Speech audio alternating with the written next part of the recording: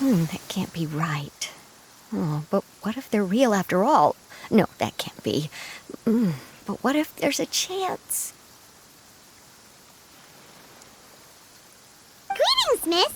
Is there something that's bothering you? Oh, no, it's nothing. I'm Della Roche, the representative of the Fontaine Fishing Association. How can I help you? Oh, so you're adventurers. Oh, finally, someone has heard my prayers. Paimon could tell you were really bothered by something. Don't worry, you've got 2 super experienced adventurers right here. We'll take care of anything and everything for you as long as you pay us a little bit of mora. Oh, you are exactly the helpers I need. See, the problem is that the fish around a fishing spot at Irenaeus have just all up and vanished recently. They disappeared too quickly for it to have been the work of human anglers. As the representative of the Fishing Association, I had planned to go and investigate the area right away. Right, but unfortunately, as the representative of the Fishing Association, there are a few other errands that I absolutely have to run. So you'd like us to investigate the spot for you? Exactly, you're right on the mora. So I thought I could delegate this work to you. Are you two some kind of prophets, knowing exactly what I was going to say like that? Or maybe like the oracles you read about in fairy tales? Yeah, we're just really experienced in this kind of thing, that's all. Well, I'm glad to hear it. I'll get a good night's sleep knowing the two of you are on the case. But don't we just need to investigate the missing fish? It really doesn't sound too difficult. No, you mustn't let your guard down. As the representative of the Fishing Association, I have good reason to believe that the fish have gone missing due to an encounter with the water imps. Yes, you're both Outlanders, right? Our local fairy tales often speak of a terrifying underwater creature called Telькси. The story our parents would tell us was always the same. If we went to the water alone, then we'd be snatched away and eaten by a water imp called Telькси. A child-eating water imp? Did they tell you what it looked like? My father would always describe it as a beautiful, multicolored snake woman, while my mother said it had a handsome face. It's really strange, though, because you'd also hear other people describe it as just a chubby penguin with a deceptive appearance. Even though the tales vary regarding its appearance, everyone agrees that it's really dangerous. It lives in an underwater cave surrounded by pallid bones and uses its sensitive nose to track down lonely children who've lost their way. And once it finds a child, it uses its alluring singing voice to lure them into the water before swallowing them all. Pretty terrifying, isn't it? Sounds kind of scary. But isn't that pretty normal for a fairy tale? After all, those kinds of stories are usually made up to help keep children away from danger. But what if the fairy tale was inspired by a real-life tale, just like how a water vein always has a source? Well, I wouldn't call it evidence per se, but I've heard some rumors lately. They say that someone recently saw a child walk into the water as if he was possessed by something. Doesn't that sound just like he was responding to the call of a water imp? So you mean someone really got eaten by a water imp? It's all hearsay, so it's hard to confirm. But still, they all say this happened on Irenaeus. That's no laughing matter if you ask me. Both the Opera House and the Fountain of Lucine were built there, and the sources of many water veins can be traced to the island as well. Combine that with the mysterious mist, the huge tree with expansive underground roots, and the rumor that the fish-heps on the island can understand human language. Is it really so shocking that an island so shrouded in mystery could harbor a terrifying water imp as well? Why does Paimon feel like you're pulling our leg? You're just piling on the rumors now. Still, Still, if someone's really been hurt, then we can't just ignore the situation, right, Traveler? Oh, marvelous. Then I'll just mark the stretch of water on your map. Don't forget that no matter what, safety always comes first.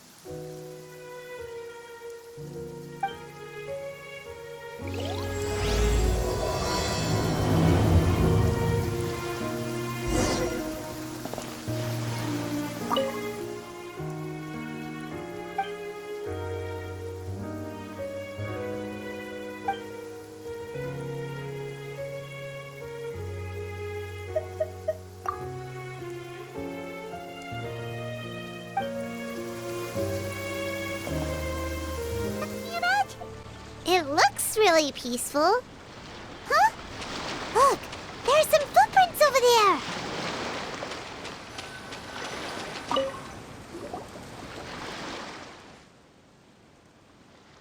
These look pretty fresh.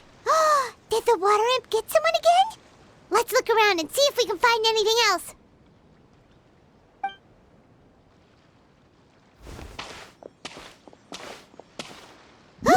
Wait!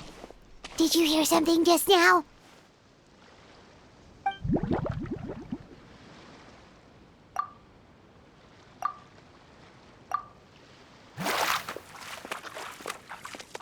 What is that? Don't come any closer! Paimon? Traveler?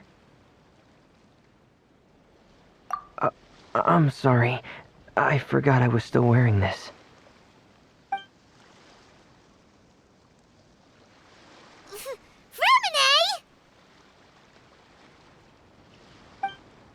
Paimon, are you okay?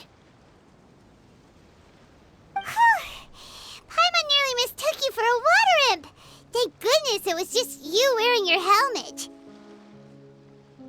Huh? A water imp?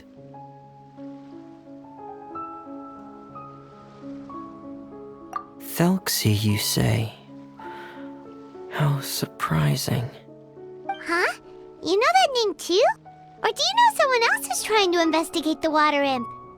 No, I think our situations are probably unrelated. Sure, if that's in order. I know the name because of one of my employers. She noticed the clockwork penguins I brought to the workshop and contacted me through the shop's owner. She has commissioned me to make a special toy. Following her request, I've named the toy Telykse. Huh? But isn't it a little creepy to name a toy after a water imp?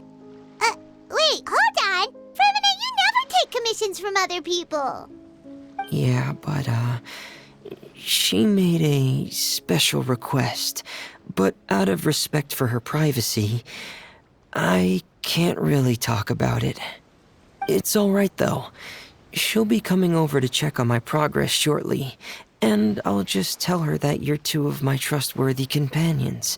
Hearing that, she might be willing to share some information, and you'll be able to continue with your investigation. Huh. Even though you seem a little cold and reserved sometimes, you're still really considerate. Our target isn't necessarily the water imp, though. We're primarily here to investigate the disappearance of the fish. The fish?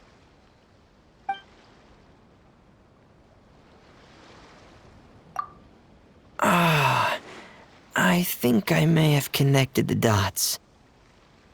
These past few weeks, I've been taking Telykse for underwater testing every day. The pressure testing makes a lot of noise. So, all that about the disappearing fish, well, it was probably because of me. Ah! So that's all it was? That actually makes a lot of sense. Wait, so could that mean the child we heard about who walked into the water was also... Yes, I think that's quite likely as well. Whew. So in the end, it was just Fremine. Paimon spent all this time imagining what a water imp from the fairy tales might look like, and it all turns out to be just a hoax. I'm sorry. It sounds like I've created a lot of trouble for everyone else as well. I'll try to finish this commission. Thanks for offering. but I can't trouble you any more than I already have. Hey, it's no trouble at all. Didn't you just call us your trustworthy companions? Companions are all about helping each other, you know? But don't you need to report back to your commissioner? Nope, that's not how it works. See, Paimon's got these commissioner types all figured out, even though we were just tasked with finding out why the fish had gone missing. If we tell them now that it was all just a misunderstanding, you can bet they'd just immediately hand us another commission to help them get the fish back. Exactly! So if we can help you finish up your work and get the fish back, that would save us an extra trip! Is that what you'd like to do as well? Huh. Alright, I'll trust your judgment. Please follow me. I've made a makeshift camp over there.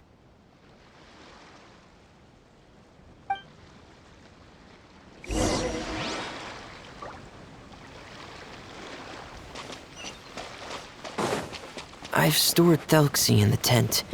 He can respond to some simple verbal commands.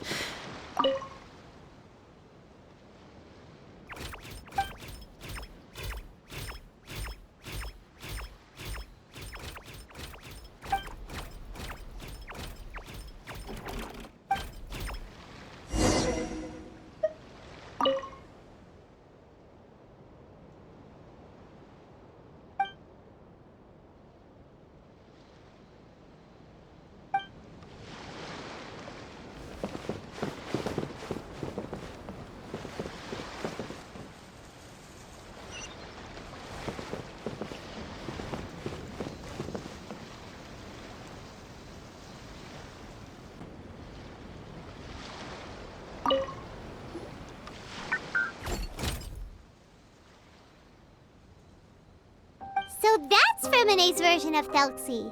It's also penguin-shaped, just like Pear. Yep.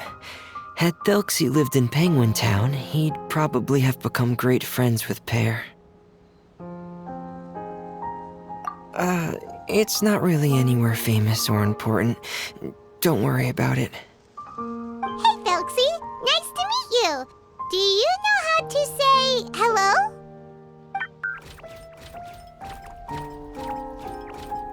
I wanted to install a language output module, but due to time constraints, I had to give up on the idea.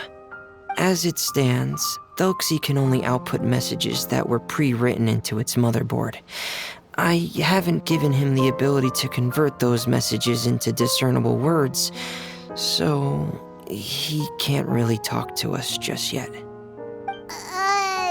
No need to get so technical. So basically, you want us to help you complete and install this language module, right? No, there's no need. That wasn't one of my employer's requests. It was just something I wanted to try. I have 2 other things I'd like your help with. The first is to do some integration testing on Telksi's motherboard, to make sure he will be able to function properly in most situations. That doesn't sound too hard. And what's the other thing? The other shouldn't take too long either. You'll need to find Telksi some colorful shells and coral, so I can craft a weapon for him. A weapon? Will Telksi have to fight? Mm-hmm. Telksi will need to be able to charge forward with a weapon in hand, like that brave prince of legend. It's a part of my employer's request. What an imaginative employer! Naming Telksi after a water imp, but wanting him to look like a prince? Well, regardless of his role or species, Telksi's purpose is the same. Just like Pear, he has come to this world to serve as somebody's companion.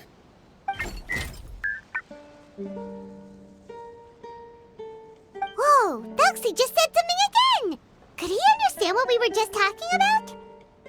He can react to certain key words, but unfortunately, due to the lack of a translation module, he still can't quite communicate with us.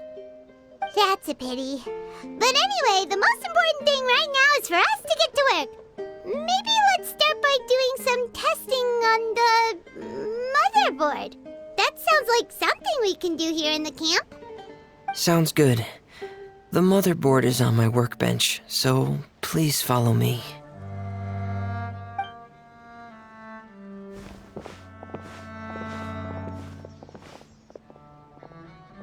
Ah, here we go. I have this testing manual, so feel free to reference it if you get stuck. Want to give it a try? It's okay if you don't succeed immediately.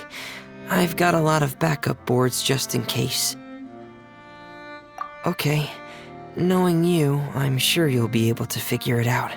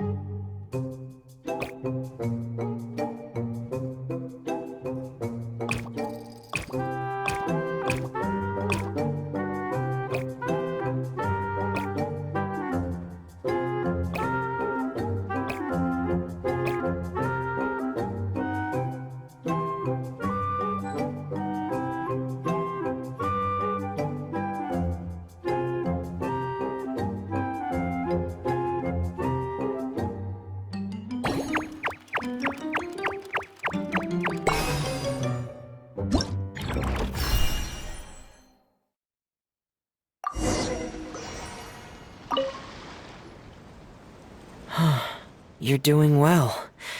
Just as I expected. We've taken on a lot of similar tasks before, you know. Then let's move on to the underwater part. It's just as I mentioned earlier. We're after colorful shells and coral. Oh, speaking of which, you're both already pretty used to Fontaine's underwater environment, right? Okay, that's good. Just let me know if you ever feel uncomfortable. I'll make sure to stay right by your side.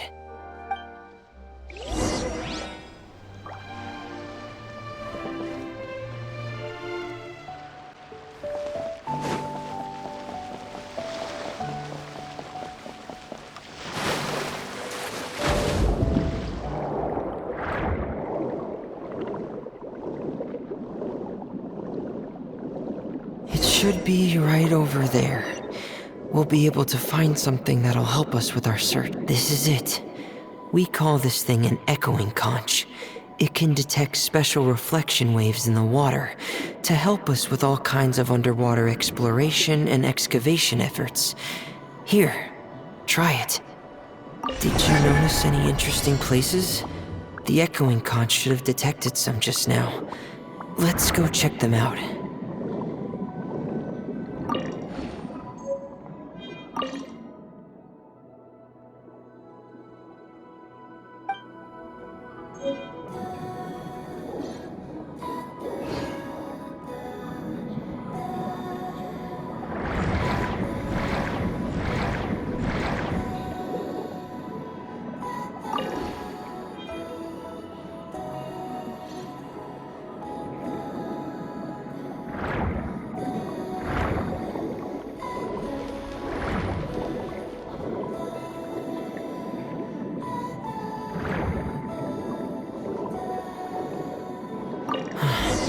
Alright, these should be enough.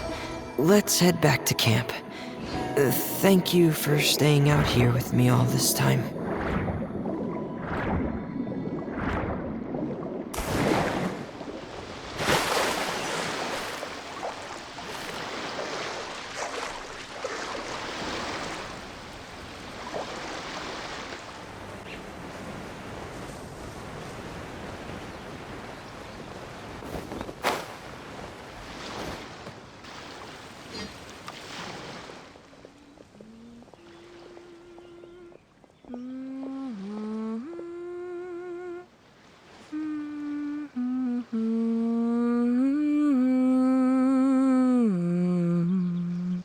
Fremine, you're back.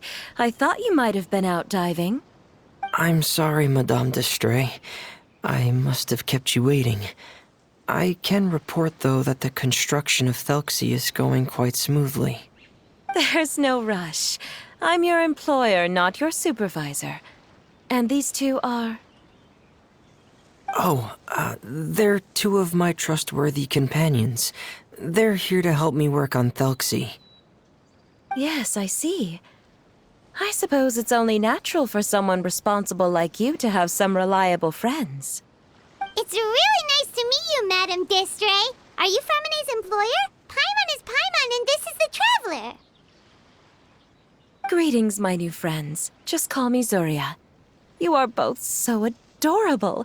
The sight of you reminds me of little fairies under a cottage roof. Oh, do you really think so? Of course.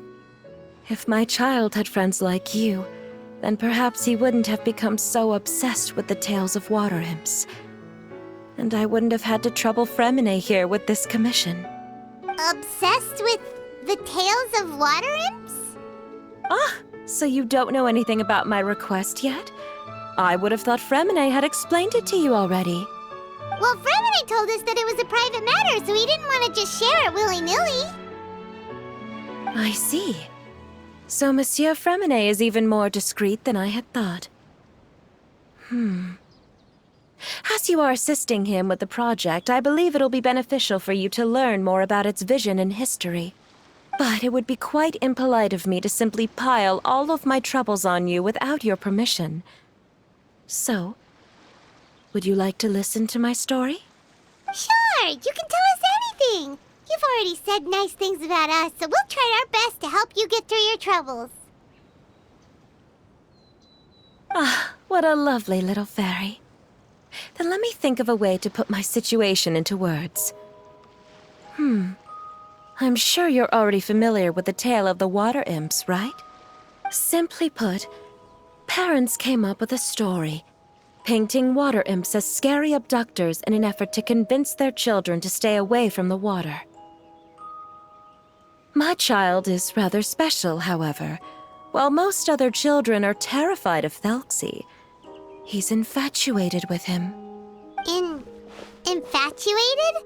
With a water imp? What a brave soul. Yes, he told me that he thought the water imp might have just been misunderstood. In his mind, instead of singing to abduct children, the water imp actually sang out of a longing for companionship. As a result, he often goes near the water in secret. Huh. So he wanted to become friends with the water imp so it wouldn't be lonely any longer? What a unique way of thinking. Thank you, little Paimon. He indeed has always stood out from the crowd. He was actually diagnosed with loneliness syndrome when he was only 8 years old. It's a type of mental disorder. Those affected by it often feel extremely lonely and lose interest in many mundane activities. The syndrome is probably what made him so determined to become friends with the water imp. Oh no. Is it a very serious disorder? If you were to become afflicted with the disorder, Paimon, you would only be able to say less than a fraction of the words you're saying to the Traveler now. No! Paimon won't accept that! We would have to find a doctor to help cure Paimon. Paimon has a 2,000-word quota for daily conversations with the Traveler, and she won't settle for a single word less! The family doctor has already begun to treat my son, but since the disorder is rare, there aren't many good regimens for treatment. He's also developed some new symptoms lately, such as uncontrollable delusions. Huh? Uncontrollable what now? Uncontrollable delusions.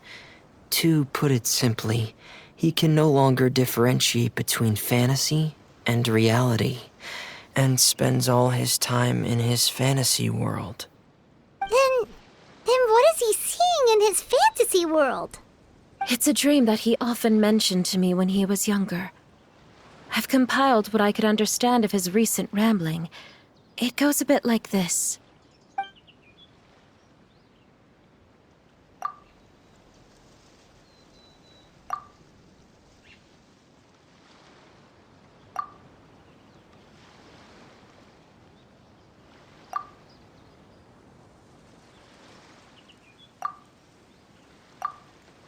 amazing.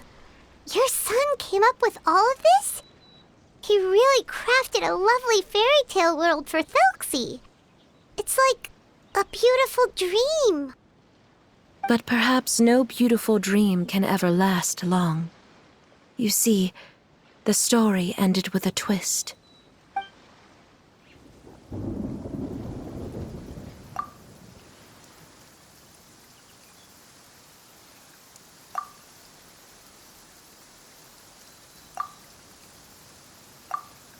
How could the story end like this? Is that kind of fantasizing what caused your son to develop his loneliness syndrome? Well, it'd be more accurate to say that it was the syndrome that caused such terrible delusions to manifest. But in any case, the biggest problem is the patient eventually loses themselves to the fantasy world of their own creation. My poor child can no longer differentiate between imagination and reality. He's begun to see himself as Telksy. Perhaps in his mind, the loneliness he felt became the same as that of a prince who lost everything he ever loved or stood for. What? So that's what you meant by uncontrollable delusions. Then we have to help him snap out of it. Alas, most of the time he acts as if he can no longer sense or interact with the real world at all. I've had several discussions with the doctor, and we think it is best to try to guide his fantasy. He once wanted to make a picture book of his imaginary world, but since the disorder progressed too quickly, he never quite got past the first page of the book. If we could use this book as a breakthrough for his condition... Here, you can take a look. Ah, so Zuria's son also saw Telksy as a penguin. Oh, he looks so sad. What we should do now is help him complete this picture book. However, we'll lead the story to a different ending. One where the Water Imp Prince is eventually able to restore his kingdom with the help of his friends. We'll need to chase away his loneliness and sorrow and let him perceive a world full of hope again. That's what I mean by guiding his fantasy. But if we just need to finish the picture book, why does Fremine need to make a Telksy as well? Because we need to treat the book's story seriously, as if it's a history of things that have really happened. We'll need to go on a journey like Telksy and help him regain his crown and country. But my child can no longer go on a journey of his own. This is why I commissioned Fremine here to craft a Telksy, and then I'll paint the journey with this Telksy into the picture book. Ah, like a stand-in for your son! Paimon's starting to get it now. Oh, you really put a lot of thought into this, Zuria. Paimon still has one question, though. Where will we be able to find a Water Imp Kingdom? There are some ruins on the seabed of the Salacia Plains. I've already asked Fremine to research them for me. We'll be able to use one of the ruins as the kingdom. Oh, so we'll just need to act out a performance of, a brave journey through the Kingdom of Water Imps. As long as we chase away the monsters in the ruins, it'll count as chasing away the monsters in the Water Imp Kingdom, right? Sadly, no. We won't just be putting on a performance. It's just as Zuria said. We need to take this seriously, and the only way we can take this seriously is if we choose to believe everything that's happening is real. So we'll be playing it straight, or, making it a fully immersive experience? Oh, neither of those really sound right. Well, either way, we'll still be able to help, right? It's all right. There's no need to get that serious. It's not a big deal. I believe in my son. We can just see this as him wanting to stay asleep for a bit longer, because he's so enamored with his dream. Zuria. Keep your spirits up, everyone. If we were to look troubled, my son is sure to become anxious as well. I should be heading back right about now to check on my son. We temporarily moved to a place on the hill over there, so my son will have a better spot to convalesce. It's not far from the water, and there's also a great view. Feel free to come find me if anything urgent comes up. Understood. There's also one last thing. Since these two friends were able to help me out, I've made some more progress on Telksi. I estimate that he should be ready sometime tomorrow. That's great news. I must thank you all. With that in mind, how about we meet here in 2 days' time to head to the Kingdom of Water Imps? All right, everyone. Let's meet again in another 2 days. Zeria sure is a brave and optimistic lady. Fremine, do you think her plan will work out? Let's discuss that over by the tent. There were a few things that I didn't bring up because the Madame was here.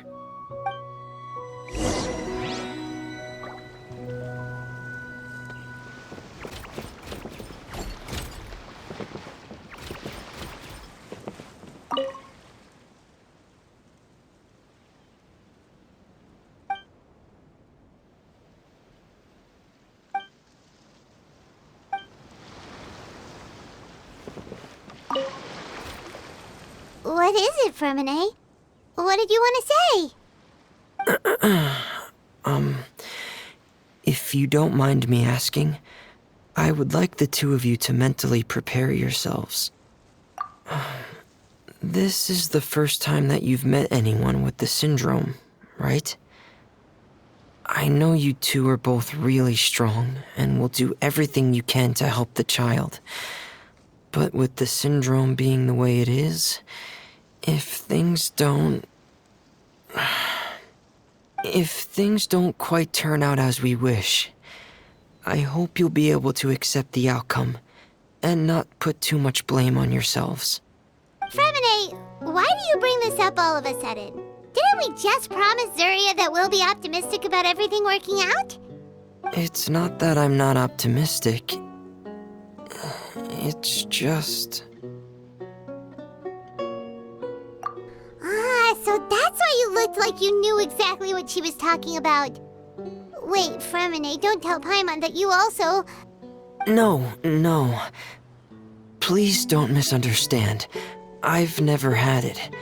I've just seen many cases of it at the House of the Hearth, back when we lived under the previous director. They say there are many factors surrounding the development of this illness.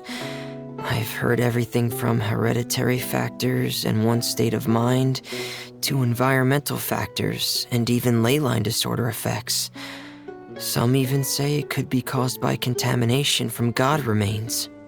And from the cases I've seen, there weren't many positive outcomes. In the worst cases, the patient could even pass away. What? It could get that serious? And here Paimon thought they'd just stop talking as much. Yeah, that's just the nature of it.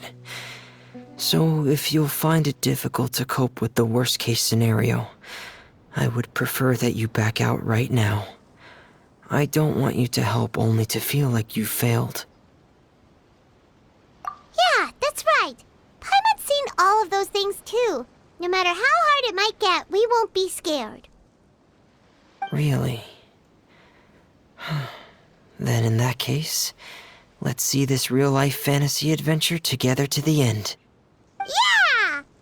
But Paimon has a question. If this illness can really be as bad as you've described, then do you really think Zuria's method will be able to help? After all, we'll just be using a toy as Telksi and some ruins as the Kingdom of Water Imps. The whole adventure will only be turned into a picture book for her son to read. Well, I think it should be able to do something. To harbor a fantasy means that the child wants to save himself somehow. The only reason he's allowed his dream kingdom to fall is because he's lost control of his heart. But if we can help him regain control and escape from the darkness, we'll be able to change his world. Like helping someone who's lost their voice be able to speak again. Oh, Paimon sees what you're saying now. Huh. How do you understand all of this so well, Fremine? Well, maybe because I have also had many of my own dreams in the past. I even had my own fairy tale world, much like that boy's. I was able to draw a lot of support from it, so I believe in the power of fantasy worlds. So you remembered. What Penguin Town? Why doesn't Paimon remember? Is that also a fairy tale world? Don't leave Paimon in the dark!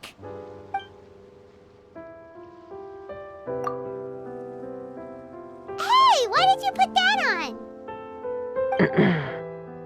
It's just one of my personal quirks. Please pay it no mind. Anyway, Penguin Town is a peaceful place with lots of penguin residents. They're all really good at making clockwork toys. And Pear is the town's triumphant hero, as well as the one who quietly protects the whole place. Pear? But didn't you make Pear yourself? Well, I often think that Pear only came to me because he realized how much I needed him. So it's not so much that I made Pear, as Pear chose me as his friend. Fremine, are you sure you're not losing control of your fantasies as well? No, I don't think so.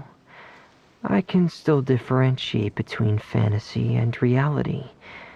I just believe that the fairy tale world of my dreams must also exist somewhere. It might just be hidden, which is why it's difficult to see. Or it will only reveal itself at very specific times. Specific times? Like when you put on your diving helmet? Yeah, that's the general idea of it. Really? Paimon just said that because you put on your helmet. Have you ever observed the surface world from underwater? It's as if you're viewing a whole different world from the outside.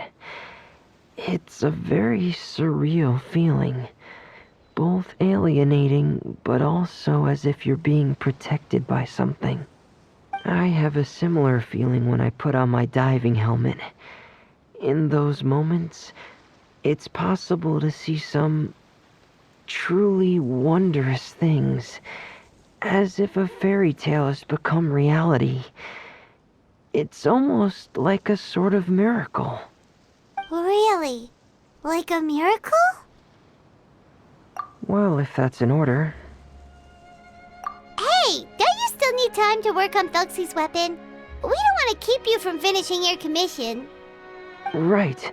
I still have to collect some tools I'll need to craft the weapon. I've got to finish everything before tomorrow. Thank you for reminding me, Paimon.